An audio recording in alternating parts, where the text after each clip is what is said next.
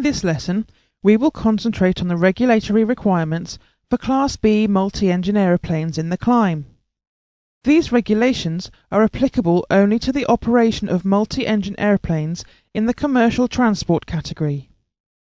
The takeoff climb requirements for Class B multi-engine aeroplanes are contained in JAR Ops 1. But as for the takeoff requirements in the previous lesson, the climb regulations can be found in CAP 698 on page 9 of section 3. There are two main regulatory requirements which must be satisfied for multi-engine Class B aeroplanes. Firstly, the aeroplane must demonstrate that it can clear all obstacles within the takeoff climb path, and secondly, that it can achieve and maintain the minimum regulatory climb gradients. We shall discuss the obstacle clearance regulation first, and for this we will use the original wording in JAR Ops 1, as opposed to the abbreviated version of the regulations in CAP 698. In JAR Ops 1, we read that an operator shall ensure that the takeoff flight path of aeroplanes with 2 or more engines, determined in accordance with this subparagraph, clears all obstacles by a vertical margin of at least 50 feet. The takeoff flight path that this regulation refers to begins at 50 feet above the surface and ends at a height of 1,500 feet above the surface. However, there are several conditions that must be considered when complying with the 50 feet vertical clearance requirement.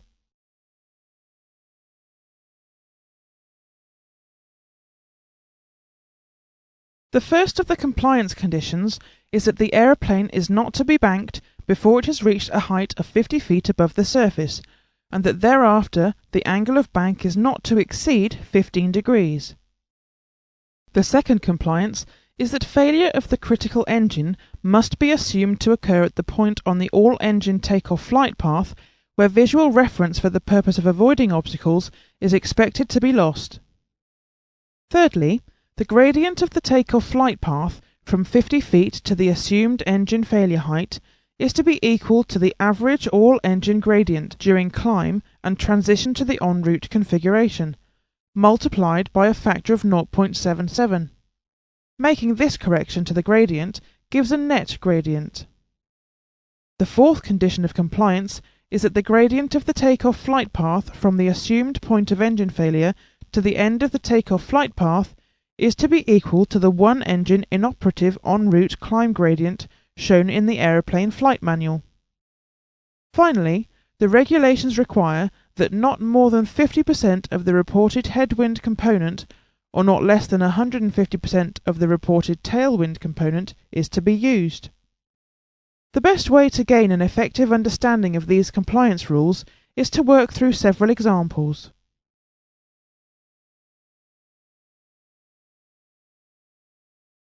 Before we look at the compliance issues, let us examine how to calculate whether a pilot will achieve the required obstacle clearance of 50 feet.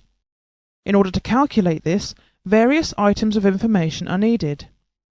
Shown on screen is an example aeroplane at the 50 feet screen height, with a representative obstacle of 750 feet above ground level and 9,000 feet away from the aeroplane. In order to calculate the vertical distance the aeroplane will gain and therefore work out the obstacle clearance, the gradient of climb achieved by the aeroplane needs to be known. This gradient can be extracted from a graph or table in the aeroplane flight manual. On screen is an example climb graph for a multi-engine Class B aeroplane. This graph can be found on page 13 of section 3 in CAP 698.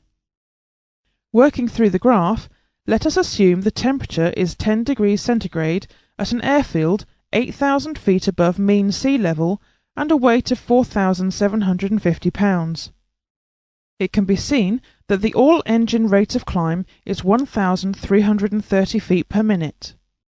This equates to an approximate climb gradient of 12%. This is the gross gradient.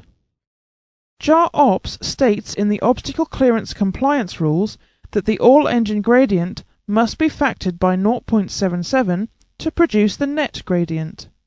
Multiplying 12% by 0.77 produces a net climb gradient of 9.24%. The gradient should also be corrected for wind by applying 50% of any headwind component and 150% of any tailwind component. But for simplicity, here we shall assume a zero wind condition. Using a climb gradient of 9.24% would mean that the aeroplane would gain a height of 832 feet in a horizontal distance of 9,000 feet. But the aeroplane's total height above the ground will be 882 feet, because the aeroplane is already at 50 feet. In this example, the aeroplane will clear the obstacle by 132 feet, which is well above the minimum clearance of 50 feet.